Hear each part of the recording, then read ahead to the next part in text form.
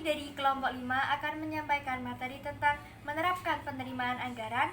Saya Aprilia sebagai moderator dan pemateri yang pertama akan menyampaikan pengertian anggaran. Di sebelah saya Aini Sagiatul Mafera, pemateri 2 akan menjelaskan tentang pengertian penerimaan anggaran. Saya Vivi Ardianti Imawan, pemateri ketiga akan menjelaskan jenis-jenis anggaran. Saya Ismatul Faizia, pemateri keempat akan menjelaskan tentang prinsip penerimaan anggaran perusahaan.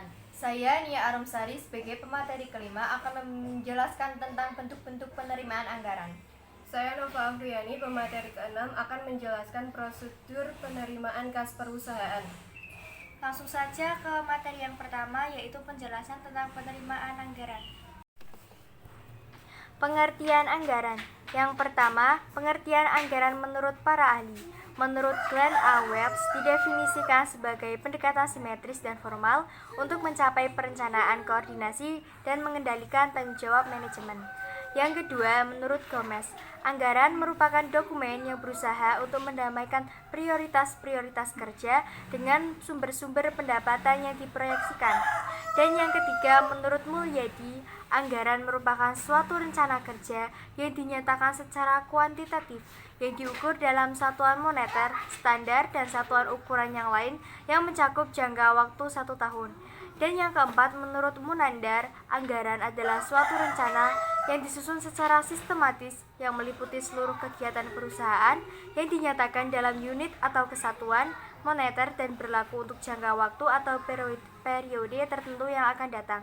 Dari pengertian yang disampaikan oleh para ahli, bisa disimpulkan bahwa anggaran merupakan pedoman tindakan yang akan dilaksanakan perusahaan atau organisasi mengikuti rencana pendapatan belanja, transfer, dan pembiayaan yang diukur dalam satuan uang yang disusun menurut klasifikasi tertentu secara sistematis untuk suatu periode. Pengertian penerimaan anggaran. Penerimaan anggaran merupakan suatu bentuk penerimaan yang berisi pemasukan, baik pemasukan negara, daerah, maupun pemasukan swasta atau perusahaan swasta. Jenis-jenis anggaran. Menurut dasar penyusunan, anggaran dibagi menjadi 2, anggaran variabel dan anggaran tetap. Menurut cara penyusunan, anggaran dibagi menjadi 2, anggaran periode dan anggaran kontinu. Menurut jangka waktunya, anggaran dibagi menjadi 2, anggaran jangka pendek dan anggaran jangka panjang. Menurut bidangnya, anggaran dibagi menjadi 2, yaitu anggaran operasional dan anggaran keuangan. Menurut kemampuan menyusun, anggaran dibagi menjadi 2, yaitu anggaran komprehensif dan anggaran prinsipal. Menurut fungsinya, anggaran dibagi menjadi 2, yaitu anggaran tertentu dan anggaran kinerja. Prinsip penerimaan anggaran perusahaan. 1. Bentuk penerimaan kas harus segera dilakukan pencatatan. Yang kedua, bentuk penerimaan kas harus masuk ke perusahaan dan harus disetorkan ke bank setiap harinya. Yang ketiga, petugas penerima kas tidak merangkap sebagai pelaksana pembukuan penerimaan kas. Yang keempat, fungsi penerimaan kas dan fungsi pengeluaran kas harus dilaksanakan secara terpisah. Yang kelima, penyusunan laporan penggunaan kas ini harus dilakukan secara periodik. Bentuk-bentuk penerimaan anggaran. Sumber-sumber penerimaan anggaran daerah. A. Pendapatan asli daerah. 1. Pajak daerah. 2. Retribusi daerah. 3. Hasil pengelolaan keuangan daerah yang dipisahkan. 4. Lain-lain pendapatan asli daerah yang sah. B. Dana perimbangan. 1. Dana bagi hasil. 2. Dana alokasi umum. 3. Dana alokasi khusus. C. Lain-lain pendapatan daerah yang sah. 1. Bantuan keuangan dari provinsi. 2. Pendapatan hibah.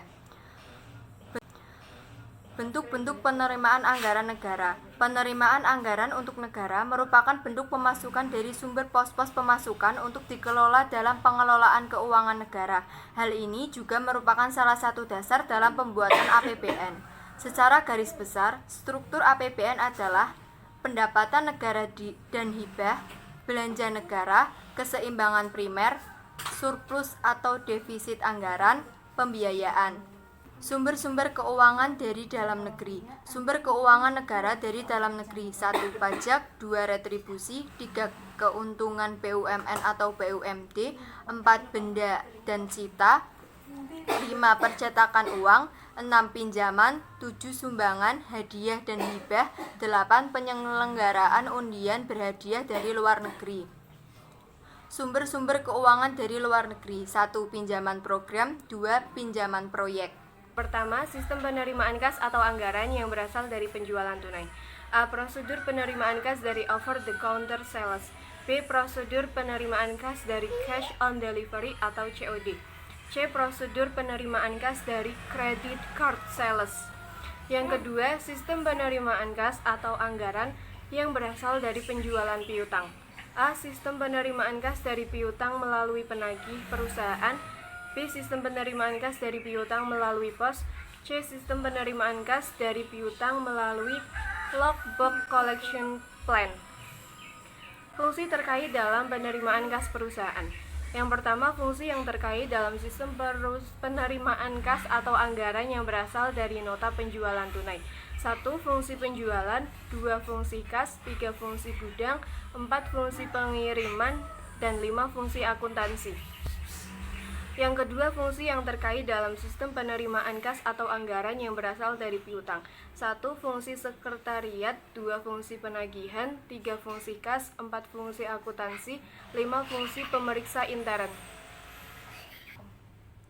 Sekian dari kelompok kami, terima kasih. Wassalamualaikum warahmatullahi wabarakatuh.